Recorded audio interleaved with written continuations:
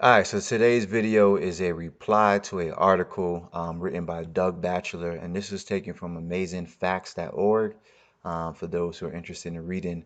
And the title is "Who is Michael the Archangel?" Now, this is a very lengthy and long article. I want to zone in on one particular aspect of the article, and you're going to see why. And so I would encourage everybody who's watching to read the whole article. So you would read things in context. So essentially, it starts off by saying, hey, who is the angel Michael? And he concludes by saying it is Yeshua. He uses Jesus as the person who is the archangel, which is Michael. That is his assertion. Now, the reason why I'm going to focus on this particular passage and not the other, because even as you can see here on the screen, he admits that this is probably the most difficult verse um, to uh, to get over. Everything prior to that, he makes his point and he alludes to different things, but this right here, if you uh, believe that Yeshua, Jesus, is Michael, this is a problematic verse essentially. So we're going to focus on this. There's a lot of information that I have to, or rebuttals or statements that I have to make in regards to this video. So please take notes and please do not take my word for it. Fact check me and go behind me, because that's what I'm doing with him as well. So it says here, Daniel 10:13 is probably the most difficult verse regarding Michael. But the prince, and this is just a quote from the King James, says, but the prince of the kingdom of Persia withstood me 1 and 20 days. But lo, Michael, one of the chief princes, came to help me. And here's a quote that he has in parentheses. It appears at first glance that Michael is only one of the chief princes. This is a unfortunate translation in the King James. The word one comes from the Hebrew word echad, which is true. The word one does come from the Hebrew word echad, which is also frequently, this is the operative word, frequently, translated as first, as in the president's wife being called first lady. And here he referenced Genesis 1:5 and Genesis 8:13, and we'll get to the rest of the latter part of the paragraph. But let's go to Genesis 1:5.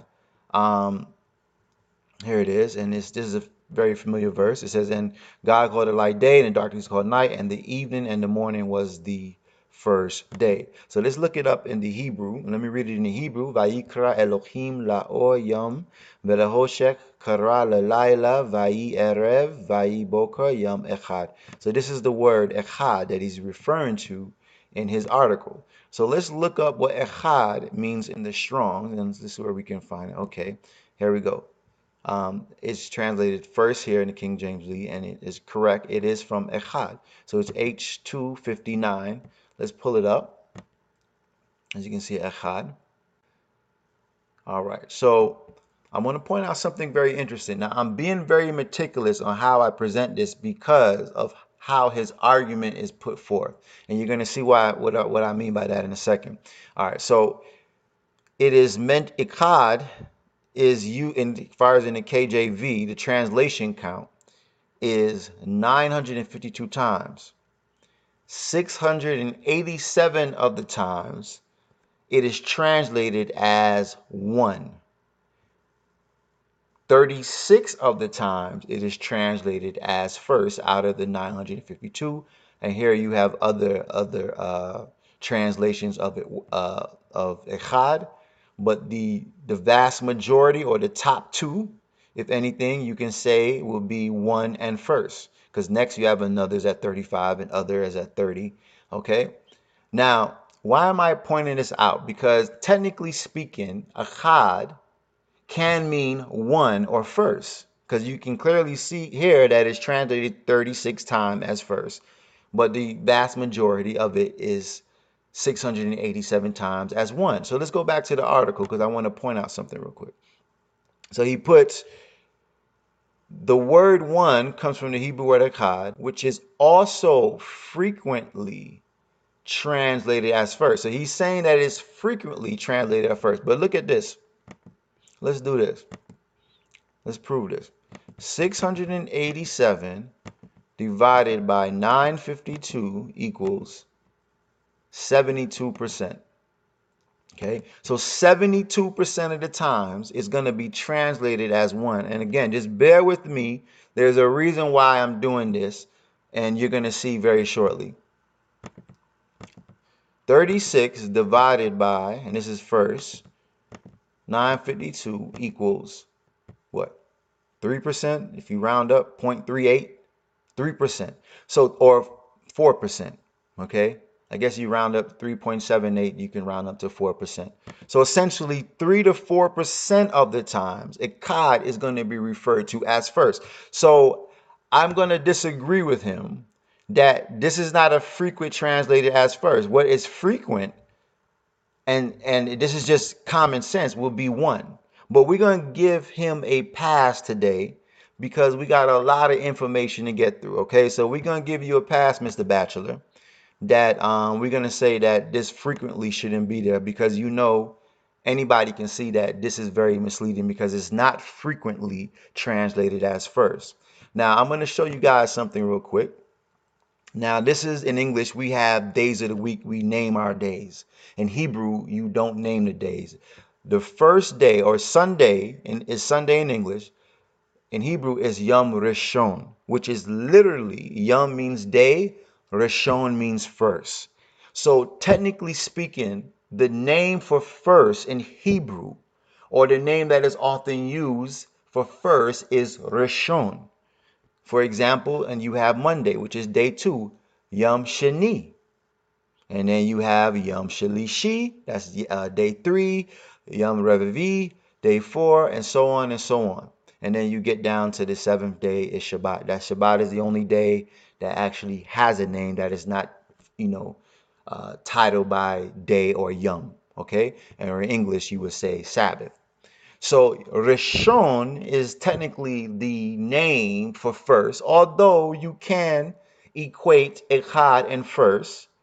In normal context, I would say that is correct. But in this context, I cannot say that because what he's alluding to here, let's read the latter part of the paragraph. What he's saying is this, look, this changes.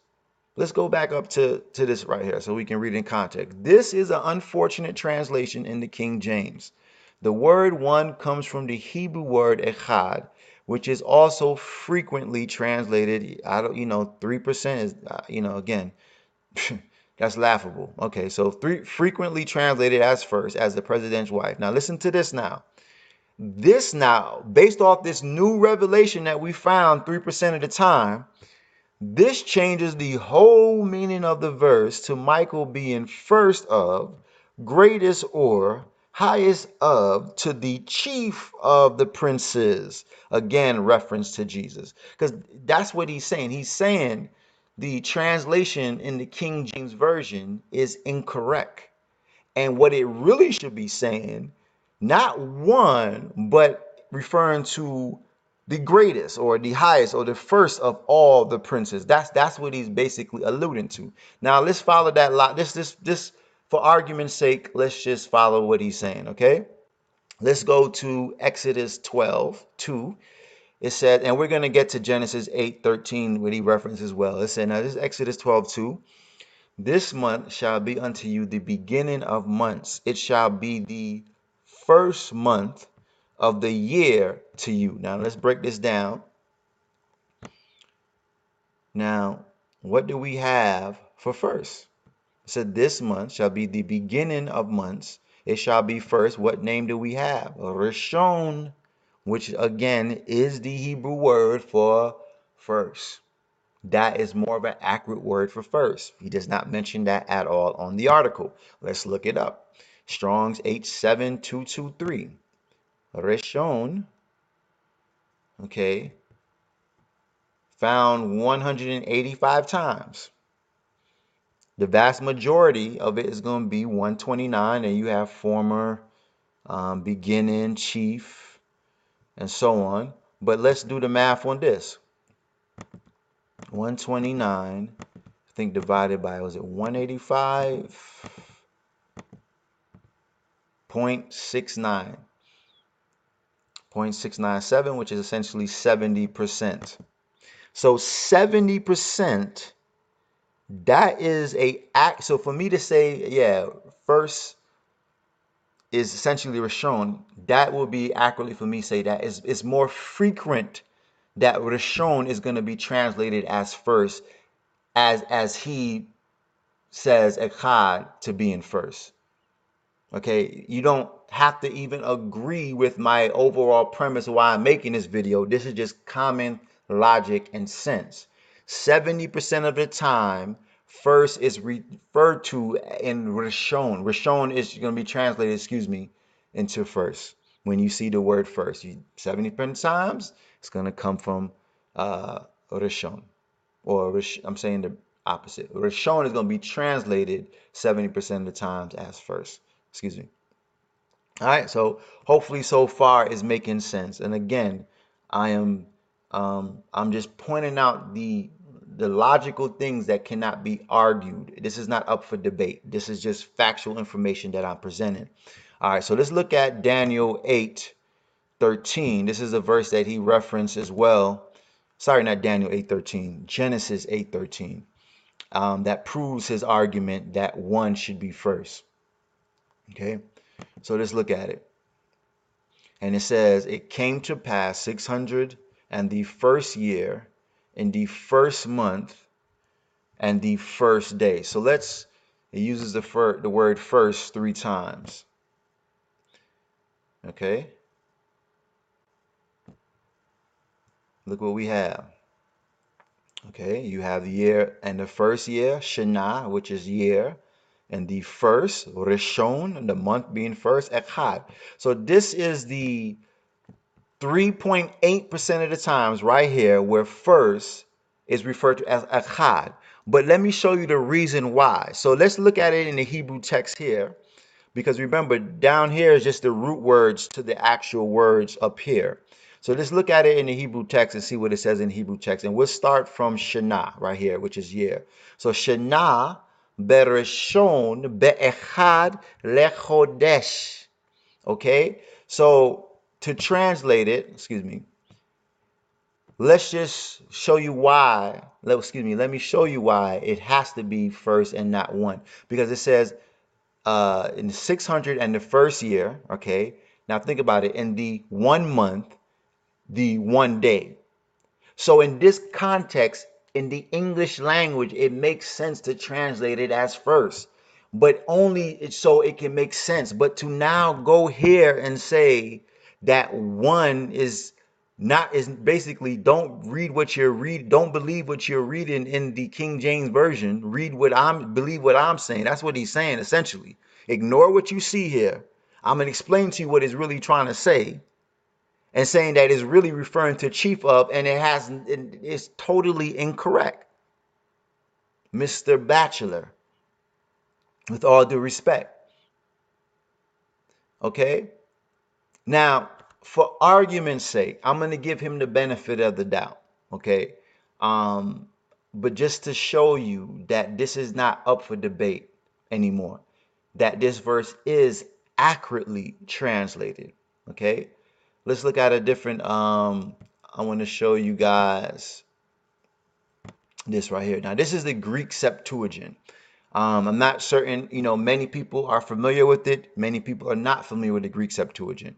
The Greek Septuagint at one point was the oldest translation in the world. It is older than the King James. The King James came out in 1600. Here it states that, excuse me, let's go back to the home. Where am I? Excuse me, guys. I thought it had, okay. Yeah, there we go. Sorry, that's what I was looking for. Okay, so the translation, excuse me, executed by Alexander in the 3rd century before the Christian era. So this was translated about 300 BCE. Some scholars say about 200 BCE, which would make it about what, 1800, 1900, nearly 2,000 years not sorry, not that much, but maybe like 17, 1800 years older than the KJV, if my math is correct in my head. If it's not, send me an email or whatever and let me know. But the bottom line is that this translation was the oldest translation in the world. So we're going to see, and this is prior to the Dead Sea Scrolls.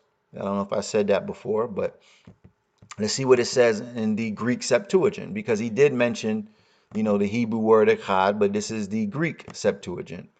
All right, so let's see what the Greek Septuagint says. This is Daniel. Let's go down to Daniel 10:13.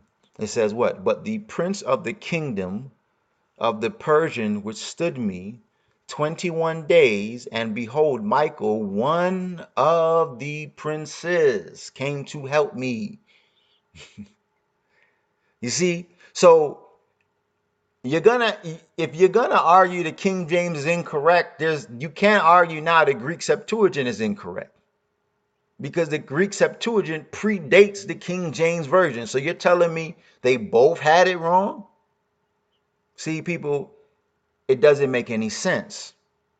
In order to believe and overcome Daniel 13, you have to do that. And this is what is done not only in this particular doctrine, in other doctrines that's done all the time. You have to subvert certain words in the text and add certain things so it can make sense to substantiate the doctrine. So they're making the Bible say something is really not really saying in order for it to line up with their doctrine. And this is done very subtle. This is not something that is done on the surface that many people will see all the time. So that I referenced the Dead Sea Scrolls. Let's look at the Dead Sea Scrolls. So this is the Dead Sea Scroll translation, and from my understanding, older than the Greek Septuagint. And let's look at what it has for Daniel 10, verse 13. And all this information, again, all this is online. Everything that I have here is for free. I didn't pay for anything. So again, go do your own research, look behind me, and know for yourself. All right, so it says, Daniel 10:13, but the prince of the kingdom of Persia withstood me 21 days, but behold, Michael, one of the chief princes, came to help me.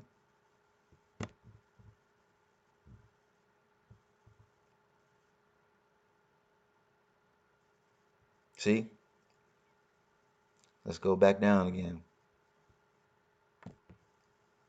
One of.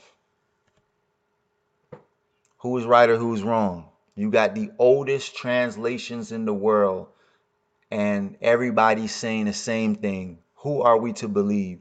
Are we to believe what Daniel 10:13 actually has in the King James? Michael, one of the chief princes. Are we supposed to believe what he's saying? Now, last but not least, and this is kind of like the icing on the cake, and I'm just going to conclude by saying this, because I did not bring this up earlier. I noticed that he referenced Genesis 1:5 and Genesis 8:13, but he did not reference Daniel 10:13 to prove echad, because echad is mentioned in Daniel 10:13. And I was like, that doesn't make any sense. But I see why. Let me show you guys why. What do we have here for chief princes? Rishon. And what do we have for number one? Echad. So this here totally undermines this. It's at this point, there's nothing to debate. There's nothing to say that is a bad translation. Let's read it from the top. But the prince, follow me on the left, but the prince, Sar, of the kingdom of Persia, withstood me, one, echad. Okay, left to right, me, one, echad. That's 1 and 20 days. But lo, Michael, one echad, okay, one echad of the chief rishon princes. You see, it would not make sense any other way. It could not be translated any other way. It has to be one of the chief. And chief, again, rishon it is first, but it can be chief. It can be beginning. It's like this. I think I had pointed this out in another video, but let me just explain this real quickly. Let's use Genesis 1:1. The very first word in the Hebrew Bible is Bereshit. In English, it would have in the beginning. Okay. Now, when we look up this word here, Bereshit is 7225. The root word is Rosh, which means head, but it also means beginning. It also means what? First, the captain. So head, top, summit, upper part, chief, total, sum, height, front, beginning. So you can see Rosh, Reshit, Roshon are essentially the coming from the same root word, which means the same thing, just depending on the context of how to use the word. So let's look at Daniel 10:13 again. Rishon, the chief. As you can see here, Rosh. Yep, this is Rosh. 91 times chief for Rosh, which can mean head. It can mean first. Roshon. So I believe that this is clear. It's not up for debate.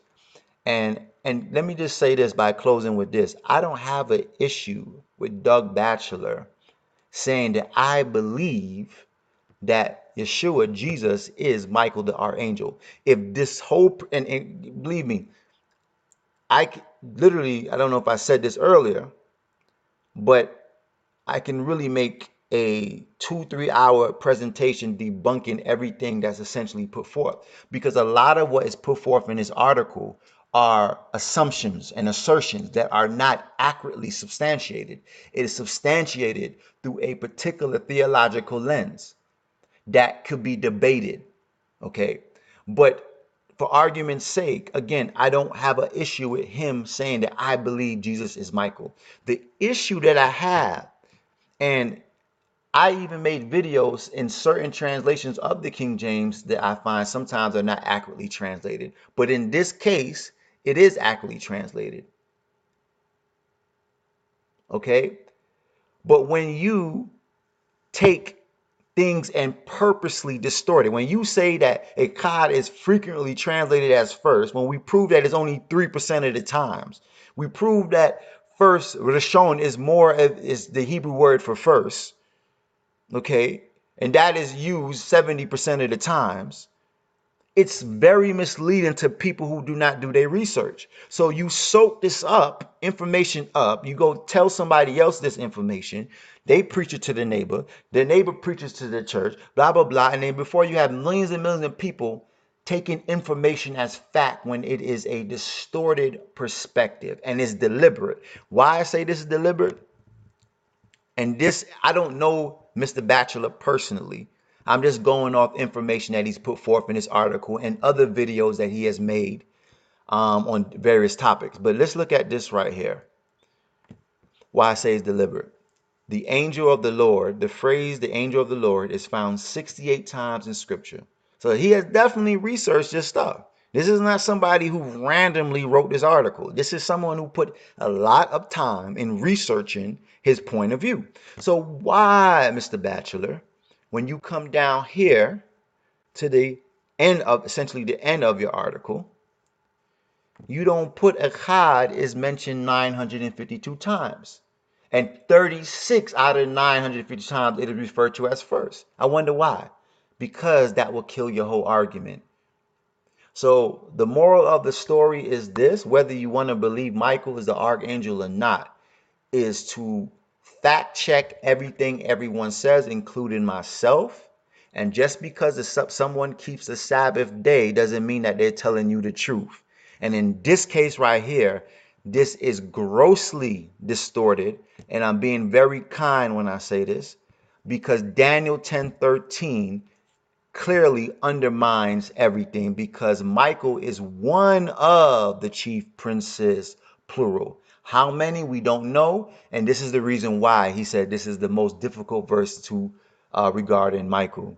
And the only way to overcome this fact, not opinion, fact, is to distort the actual text to suit his theology. All right. So I hope you guys were blessed by this presentation. I don't think I have anything else to add to it. But again, I would encourage everybody to read the whole article. Read before it. He uses a lot of scripture. Read for it. But I'm telling you right now, a lot of what's put forth, and I don't even want to make this about me disproving Michael is not Yeshua or Jesus or vice versa, or Jesus is Michael. It's not really about that. It's about putting forth information to people who are not aware, who he knows are not going to do the research. He knows they're not going to go in depth to do the research. So this is why I did it for you guys, so you guys can see and look at it in a different light. Always, always fact check, trust but verify all the time. All right. Shalom.